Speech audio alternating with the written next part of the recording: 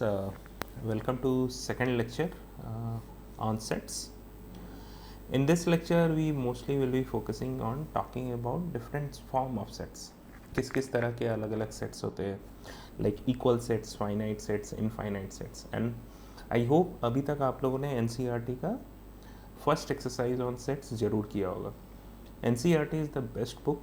उनके ऑथर्स काफ़ी अच्छे तरीके से बुक्स को प्रिपेयर करते हैं. And our whole board syllabus agreed 11th में it's not needed, but 11th के बाद अगर आप मैथ्स ले रखे हैं and going forward you will be going for the engineering stream, right. आप 11th के बाद 12th करेंगे, 12th के बाद इंजीनियरिंग फॉर्म्स पढ़ेंगे, right. And if math is your subject then 11th and 12th बहुत ही ज़्यादा कनेक्टेड है.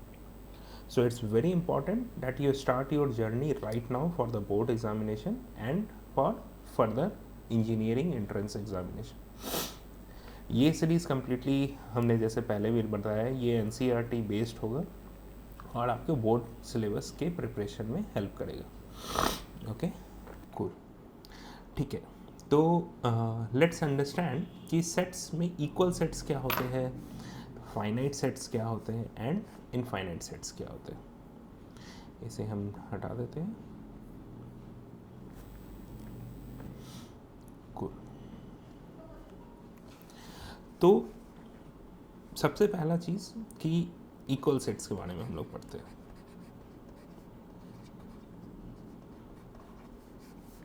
इक्वल सेट्स क्या कहता है कि अगर हमारा एक सेट ए है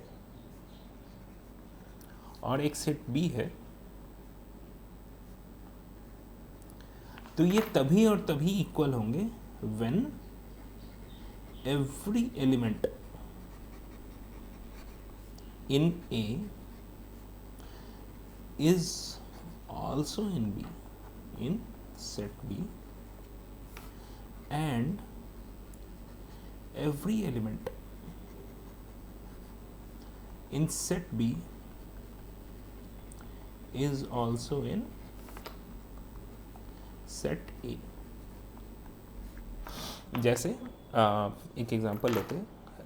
बहुत लोगों को ये लग रहा होगा कि दोनों तो एक ही स्टेटमेंट है, उल्टा लिखा हुआ है, लेकिन ऐसा नहीं है. दोनों स्टेटमेंट का होना, ए के सारे एलिमेंट बी में हो और बी के भी सारे एलिमेंट सेट ए में हो, इट्स वेरी इंपॉर्टेंट. जैसे फॉर एक एग्जांपल लेते हैं, जैसे सेट ए में हमारा एलिमेंट है 1 और बी में एलिमेंट है हमारा 1, 2 एंड 3. अब आप देखिए ए के जो एलिमेंट है 1, क्या वो बी में है? हाँ है, बट ये इक्वल नहीं है. These are not equals. Why? Because जो सेट बी के हमारे एलिमेंट है वो ए में नहीं है, क्योंकि 2 और 3 ए में नहीं है, इसलिए these two are not equal sets. Okay, I hope ये क्लियर हो रहा होगा. जैसे कि अगर लेट्स से अगर हमारा सेट ए है जिसमें 1, 2, 3, 4 है, और अगर सेट बी है हमारा वो 3, 1, 2, 4 है, तो क्या ए सेट्स के सारे एलिमेंट बी में है? हाँ है. और क्या बी सेट के सारे एलिमेंट ए में है? हाँ है. तो हम लिख सकते हैं A is equal to B, कि yes both sets are equal. दोनों सेट्स समकक्ष है, बराबर है, इक्वल है. ठीक है. दूसरे में आते हैं हम लोग finite set and infinite set में. हम लोग इनमें कुछ क्वेश्चंस भी करेंगे देखने के लिए कि आपको इसे पूरे अच्छी तरीके से समझ में आए या नहीं, है ना.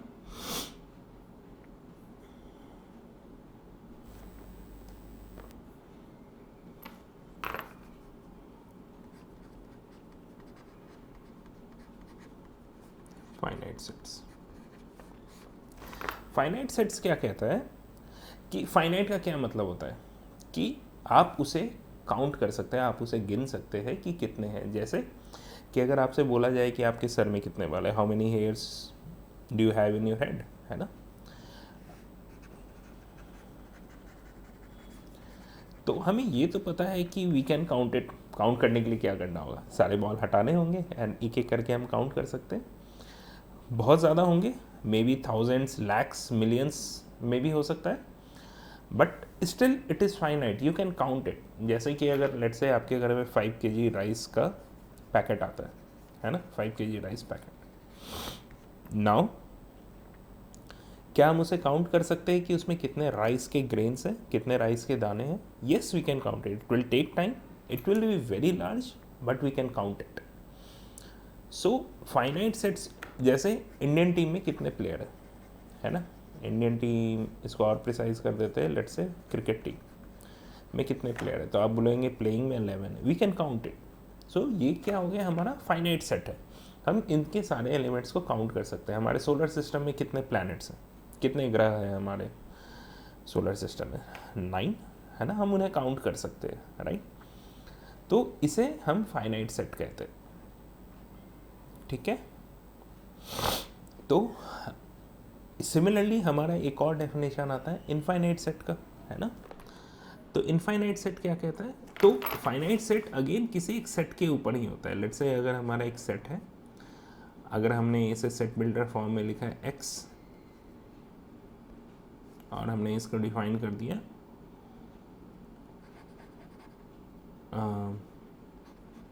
क्या कह सकते हैं, अगर हमें इंडियन प्लेयर को लेट्स से डिफाइन करना है कि इंडियन टीम में कौन कौन से प्लेयर खेल रहे हैं करेंटली, है ना. x is a member of Indian cricket team,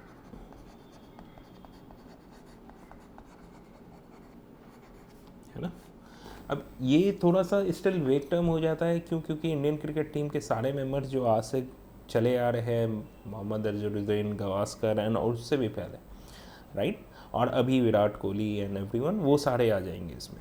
अगर इसे थोड़ा सा और, but still it will be finite, है ना. ये आप काउंट कर सकते हैं, अगर आपके पास एक लिस्ट दे दिया जाए तो आप काउंट करके बता सकते हो, है ना. सिमिलरली आप इसे कोई भी एक एग्जांपल दे सकते हो, है ना. जैसे कि अगर हमने यहाँ पे लिख दिया कि x is a member of set B such that x is greater than 5 and x is less than 15 and x is a integer. क्योंकि 5 और 15 के बीच में तो बहुत सारे नंबर हो जाएंगे अगर हम सिर्फ नंबर काउंट कर रहे हैं, राइट. और ये साइन हमने आपको बताया था, इस साइन का क्या मतलब होता है, बिलोंग्स टू. अगर आप भूल रहे हैं, if you can't remember it, go back and see my previous lectures. Okay.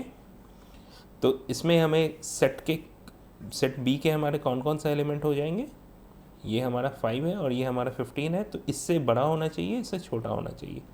तो 6, 7, 8, 9, 10, 11, 12, 13, 14, डेट्स इट. 15 नहीं होगा, क्यों? क्योंकि ये लेस देन 15 है, ठीक है.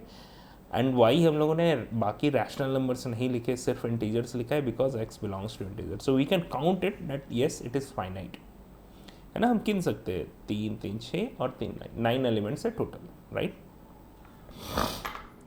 Let's talk about infinite sets. ठीक है.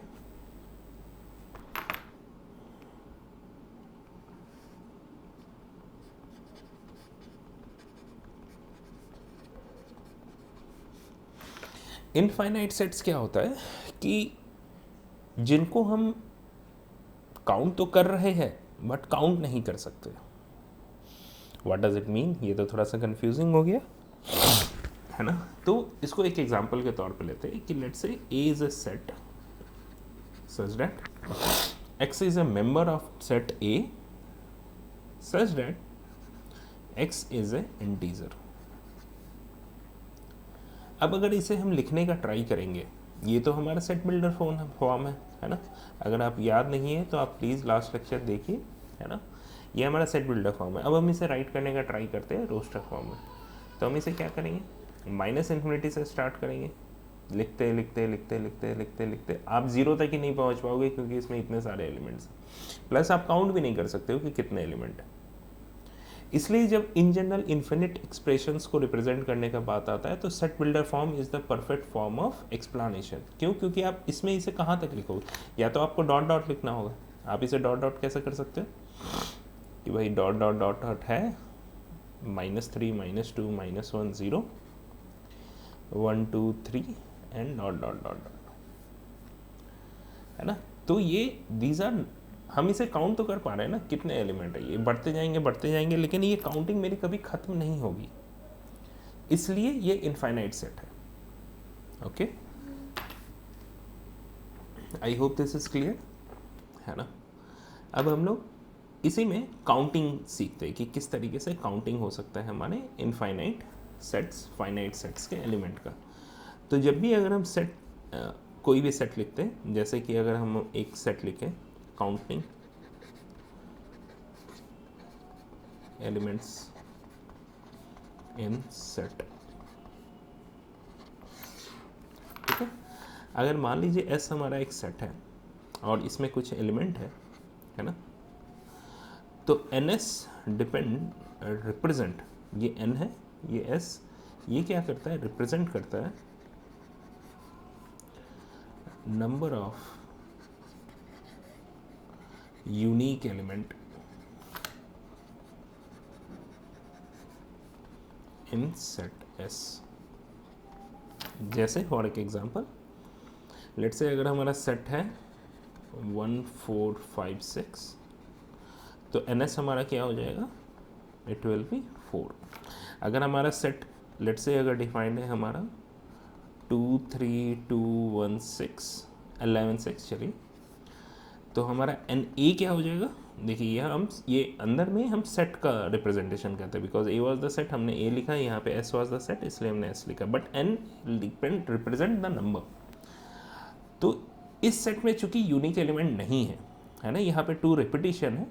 सेट्स में इन जनरल आप रिपीटेशन कर सकते हो, बट आइडियली हम लोग अवॉइड करते हैं, बिकॉज हमारा इक्वालिटी ऑफ सेट्स भी डिस्टिंक्ट एलिमेंट्स पे होता है, साथ ही साथ काउंटिंग ऑफ एलिमेंट्स भी डिस्टिंक्ट सेट्स के एलिमेंट्स पे होता है, इसलिए हम लोग सेट्स में रिपीटिशन नहीं लाते, we don't repeat the element in set. तो NA कितना हो जाएगा, 2 3 11 and 6, so it will be 4 again. एक और एग्जांपल हम लोग करते हैं तो आपको और अच्छे से क्लियर होगा, है ना।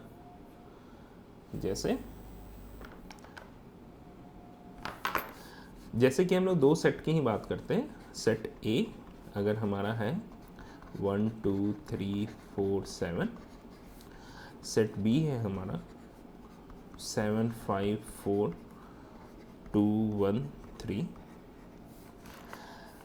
एंड A कितना है, it will B 5, and B कितना, दिस विल बी 3 3 6।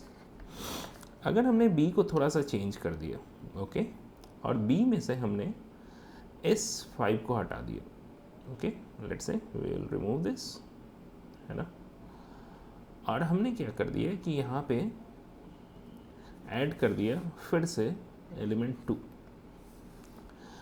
तो अब ये हमारा कितना हो जाएगा, एंड B कितना होगा, सबसे पहले हम लोग इस बारे में बात करते हैं। तो 2 1 3, 3 element, 4 element, 5 element, this will be 5, right, क्योंकि हम 2 तो हमारा रिपीटेटिव है। साथ ही साथ इक्वल सेट्स के बारे में अगर हम लोग बात करें तो आप बताइए, क्या इज A इक्वल B, क्या दोनों सेट इक्वल हैं? Yes, they are equal. Why? Because 2 element हमारा रिपीटेटिव है, तो आप B still someone can write it as 7 4 2 1 3, and this is exactly equal to A।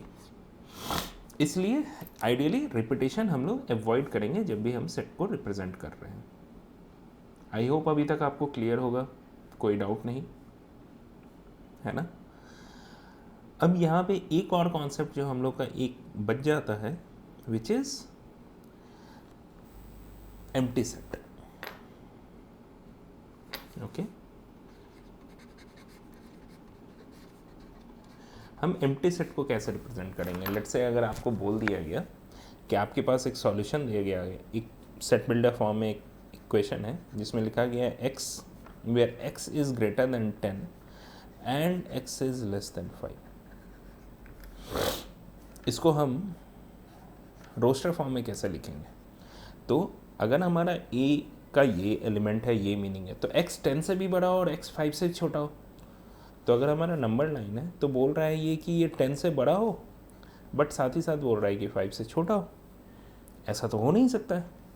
तो हम क्या बोलेंगे कि A is a empty set, okay, और ये सिंपल रिप्रेजेंट करता है 5, विच डिनोट्स एम्प्टी। इसका मतलब क्या है कि ऐसा कोई भी सॉल्यूशन नहीं है for x which actually satisfy the solution on x। There is no such element which exist for x which can satisfy this property, है ना। इसलिए हम उसे रिप्रेजेंट करते हैं एम्प्टी सेट से, ठीक है। इसके नंबर ऑफ एलिमेंट्स में ये नहीं आप बोल देना कि n of a equal to 1, नहीं, ये गलत हो जाएगा। ये फाई का मतलब होता है कि a is a empty set, n of a is 0, okay, it contains 0 element, ठीक है। अब एक क्विक यहाँ पे हम आपसे क्वेश्चन पूछते हैं कि लेट्स से क्या दो सेट्स इक्वल हो तो उनके काउंट भी इक्वल होने चाहिए। Let's say if set A is equal to set B, does it mean that n of A should be equal to n of B, है ना। इसे आप कमेंट सेक्शन में ज़रूर बताइएगा, है ना, और सोच के आइएगा या फिर एक एग्जांपल सोच के आइएगा कि ऐसा ना हो, ठीक है। चलिए अब हम लोग कुछ और साथ ही साथ यहाँ पे क्वेश्चन करने की ट्राई करते हैं, ठीक है।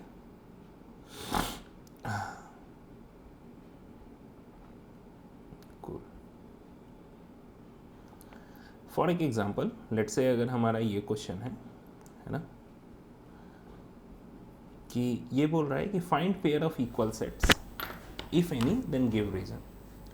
तो हम यहाँ पे देख सकते हैं कि हमारा सेट यहाँ पे A 0 है, ये फाई नहीं है, ये 0 है, मतलब A में एक सेट है जिसमें 0 एलिमेंट, 0 इज अ एलिमेंट, है ना, ये फाई नहीं है। B क्या है, तो हम एक काम करते हैं, या तो सबको रोस्टर फॉर्म में लिखने का ट्राई करते हैं। तो हमारा A में क्या लिखा हुआ है, A तो सिंपली हमारा रोस्टर फॉर्म में दे रखा है। हमारा B क्या लिखा है कि x is a member such that x is greater then 15 and x is less than 5। x 15 से बड़ा है और 5 से छोटा है, ऐसा तो हो नहीं सकता है। तो B में क्या है, हमारा एक भी एलिमेंट नहीं है। C क्या बोलता है कि x is a member such that it satisfies x minus 5 equal to 0। तो इसका सिर्फ एक ही सॉल्यूशन हो सकता है विच इज 5। D क्या बोल रहा है हमारा, x is a member which satisfied x square equal to 25। तो इस केस में हमारा अगर हम x स्क्वायर माइनस 25 को हैंडल करेंगे तो क्या होगा, हमारा सॉल्व करने का ट्राई करें अगर, तो इसको लिख सकते हैं हम x माइनस 5 और x प्लस 5 इक्वल टू 0। ये क्या हो जाएगा, x equal two plus minus 5। तो हमारे जो D सेट है उसके मेंबर्स 5 एंड माइनस 5 है। और E क्या बोल रहा है, x is the integral positive root of the equation, है ना। इसको सॉल्व कैसे कर सकते हैं, तो x का सॉल्यूशन क्या हो जाएगा, माइनस b, है ना, प्लस माइनस बी स्क्वायर क्या हो जाएगा हमारा 4 माइनस 4ac, तो माइनस 4ac बाई 2। तो ये क्या हो जाएगा 2 प्लस माइनस 8 बाई 2। ये क्या हो जाएगा हमारा, अगर हम प्लस लेते हैं तो 5 आता है और माइनस लेते हैं तो क्या आएगा हमारा -3, राइट। तो हमारा E क्या हो जाता है 5 एंड -3। क्लियर है। आप इसे पुट भी करके देख सकते थे, आप इसे फैक्टराइज भी कर सकते थे, फैक्टराइजेशन से भी ये क्वेश्चन सॉल्व हो सकता है ना। तो हमें ये चीज़ तो पता चल गया कि ये इक्वल नहीं है। कोई भी यहाँ पे आप देखोगे कोई भी सेट एक दूसरे के इक्वल नहीं आ रहा है, इसलिए हमारा आंसर यहाँ पे क्या होगा कि none of the sets are equal. तो हम क्या बोल देंगे, A is not equal B, is not equal C, is not equal D, is not equal E।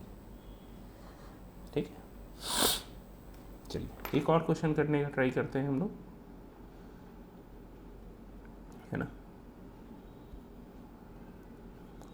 जैसे अगर हमारा ये क्वेश्चन है जिसमें बोलता है कि क्या ये दोनों सेट इक्वल है, जिसमें A एक सेट है जिसके एलिमेंट है 2,3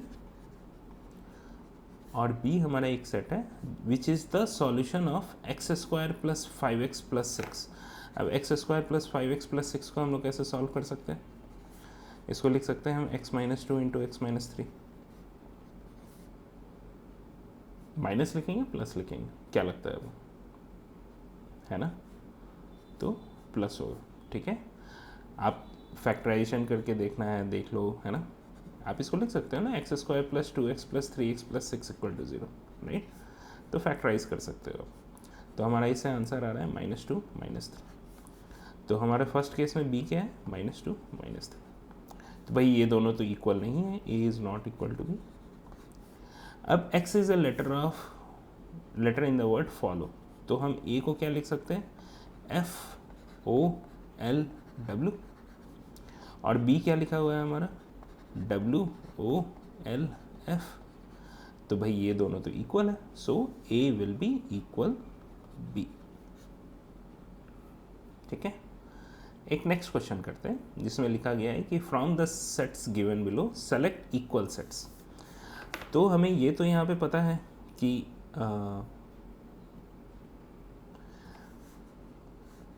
2 4 8 12, राइट, और 4 8 12 14 ये तो इक्वल नहीं है।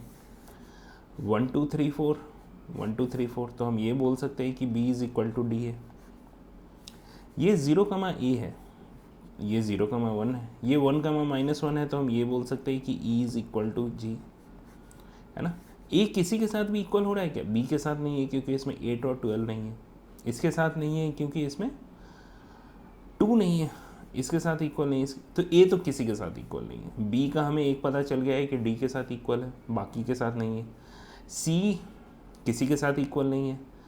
d 1 2 3 4 b के साथ हमने मार्क कर चुका है और किसी के साथ नहीं है। e हमें दिख गया कि g के साथ इक्वल है। f में 0 a है, बाकी किसी में नहीं है।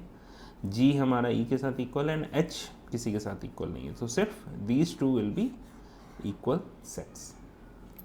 आप इसी के साथ NCERT के बाकी एक्सरसाइजेस और क्वेश्चंस कर सकते हैं। अगर आपको स्टिल डाउट है तो कमेंट सेक्शन में पोस्ट कर दीजिए and I will try to answer those queries, okay. आप अपने फ्रेंड्स को ही बताएं, अगर उन्हें आपको अच्छा लग रहा है तो आप अपने फ्रेंड्स को ही बोले कि प्रतिमा क्लासेस को ज़रूर देखें। उनके डाउट्स, हम सभी के डाउट्स को ट्राई करेंगे एड्रेस करने का, और हम लोग इसी तरीके से आगे धीरे धीरे बढ़ते जाएंगे। Thank you.